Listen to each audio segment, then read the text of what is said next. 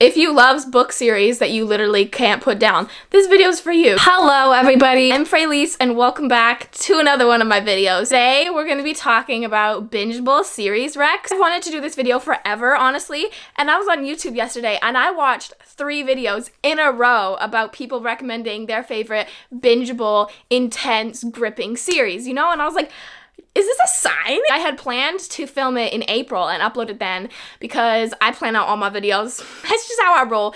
But I was like, you know what? We're switching it up because if that's what y'all are in the mood for right now, then that's what we're gonna do. So this is gonna be kind of similar to the video I did that was a wrap up of the best series that I read in 2021. And that was at the beginning of my channel, okay? It was not it. So we're kind of doing like a reconstructed version of that with better lighting, better camera stuff, just better in general, okay? I tend to try and forget that those videos exist. I'm really vibing with my current vibe right now on my channel. So glad you guys are too. The amount of support I've received in the past week is like, oh my god, it made me tear up a few times. But yeah, we're gonna get straight into this. But first I wanted to say what my definition of bingeable is, okay? There's only like one sentence I'd use to describe what bingeable means to me. It's Yellowstone. If a book is like Yellowstone, the TV show on Amazon Prime, then it's bingeable. Cause bitch, me and my family binged that so hard. We finished 4 seasons in like 3 weeks. Yeah, so these series are kind of like that. Like, you get sucked into the plot, you cannot put it down, you know? All of these recs are really gripping to me, and as soon as I read the first book, I was like, oh my god, I need to get the bottom of this. And most of them are fully published series, so all the books in the series are published. Some of them not. I'm sorry. So don't forget to like, comment, and subscribe. All my socials are down below. Let's just get into this video. It's time for the game of can she get it off the shelf without falling over? Oh, I also redid my shelves. Y'all like it? I kind of think it's like a little messy. I got some new books, but I have a haul coming up in the first week of April, so I ain't showing you shit. You're gonna have to wait till then. I don't want to do this. Look how pretty all my lights are. Okay, our first recommendation, the Dark Verse series. I have all of them. So you start off with The Predator. By the way, this is by Runyx. This is by Runyx. So you start off with The Predator, which follows Tristan and Morana, and it's an enemies to lovers kind of thing. They're on opposing crime syndicates, which is kind of like the mafia, but kind of not. Mainly it's the tension between them because they don't like each other. Tristan Kane, honestly, is a favorite hero of mine of all time. I love him a lot. But this series does really grip you from the beginning. It's in third point of view, and it is a little slow. I was super gripped by the plot, though. Like, as much as it was kind of slow, I was like, wow, we need to get to the bottom of this. So there's kind of a little thing going on with a bunch of girls going missing, and one of them is Tristan's sister. He's trying to track it, but this shit happened like 20 years ago. Nobody has any information on it. It's all encrypted, and that's where Morana comes in because our girl's kind of like a hacker and she knows how to get to some of this stuff. So their relationship continues in The Reaper, and this was just as good. This was kind of more seeing their relationship and them trying to still get to the bottom of it. But the plot also continues in The Emperor, and it's about a different couple this time. And it has a little friends to lovers, which is a fave of mine. I love this one. It has a little less of the plot finding the girls, more of Dante becoming capo of their outfit. And then you have The Finisher, which actually kind of veers off the plot a little to a side couple. And they're kind of in like a different city, so it doesn't quite follow the plot, but they're also tied into it. And while the first 3 books are kind of the gripping ones that give you a lot more of the plot, I did really enjoy this and I love the relationship. But the first 3 are definitely the ones that will grip you and you'll be instantly intrigued and wanting to binge read the whole thing. At least that's what I did. It took me 1 weekend to get through 3 of them because I was like, bitch, gimme. And our next recommendation is the Haze Hangman series by Tillie. And I see a lot of people wondering whether this is a standalone series or not, and I wouldn't say it is. I wouldn't say it is at all. It follows an MC club and a cult. Basically, the first book follows May and Styx. They kind of have a childhood friends to lovers thing going on, but they weren't quite friends when they were younger. They just saw each other once and recognized something in each other, and they've never really forgotten each other. That's where we start off with. Styx is the president of the club, and May is the first girl to escape the cult. And then her sisters and her friends are still trapped in the cult, and so the MC club kind of takes it upon themselves to save the cult. So it's actually an 8-book series. Tillie Cole's writing more of them. One of my subscribers actually told me this, and I was so happy. I wouldn't recommend reading these as standalones. Honestly, I wouldn't recommend reading standalones of any of these series. Though the plot does follow all the different couples and characters through the 8 books, and you kind of get a little further into the plot each book. I didn't really find it repetitive. Honestly, that was the thing that I was worried about with an 8-book series. Tillie has a bunch of different tropes in here. I'm so excited for the next few to come out. And then you have the Devil's Night series. Don't ask me why I didn't get the novellas. I didn't want to spend like $16 for both of them. But there is 2 novellas like here and here, I think. The first one is Where It All Begins. This is Corrupt. The series is by Penelope Douglas. I'm sorry, guys. So the whole plot definitely starts here. It follows the 4 of them, Michael, Kai, Damon, and Will. And they are really popular in their high school. They're called the 4 Horsemen. And they pull stunts every Halloween or Devil's Night. Just wreak havoc throughout the town, really. And one Devil's Night, something happens and it affects every single couple in all of these books. And so it's definitely a gripping plot because you don't see the full story of what happened that fateful Devil's Night in this book. You see it throughout the whole series, and there's so many secrets that get answered as you go. I definitely think this might be one of the most bingeable recommendations here because you just want to devour this, if only to find out what happened that Devil's Night. And then you have Hideaway, which is Brother's best friend, but it's like reverse Brother's best friend. Nikova's brother, Damon, is Kai's best friend, and Damon's out of the picture in this book. And that's actually when Kai and her have a relationship, and she's like, oh my god, I know he's gonna beat his ass when he comes back, and he does. And then my personal favorite, Kill Switch, which follows Damon, who's quite the tortured hero. He's been through some stuff. He's a little woo-woo. You do have 2 novellas, one between Hideaway and Kill Switch, and then one between Kill Switch and Nightfall. I would say read them. They're really quick, and it just gives you a better idea of the plot. I love all these characters, so I devoured it in like 30 hours. And this is 700 pages. Oh my god, my shelf looks so depressing right now.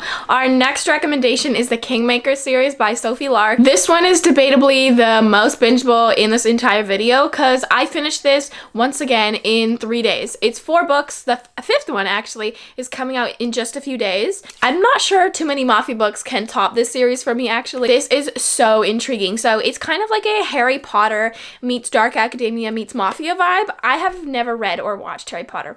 Don't come at me, please. So Kingmakers Academy is an island in the middle of Europe. Mafia families from all over send their kids there, and they learn what it's like to be in the mafia, basically. So the first couple is a friends to lovers kind of thing, and it's a bit longer. It really sets up for the plot and what goes on in the rest of the series, but it did really grip me.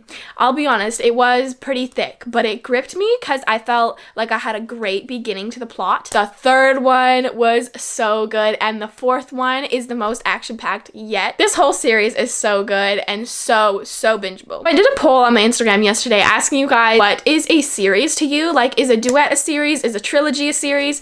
And y'all were really torn up. I'll post the result on the screen. To me, duets are not a series. Duets are duets. Trilogies are a series though. So my next recommendation, okay, this took me a hot minute to sort them out, but this is the Love Kills trilogy by Brianna. These are the only books that I own that I talk about in this video that aren't matte, which hurts my soul. Please excuse that will start flashing soon. This follows Judah and Phoenix, and this is a rockstar romance, which is one of my favorite tropes, if not my favorite of all time.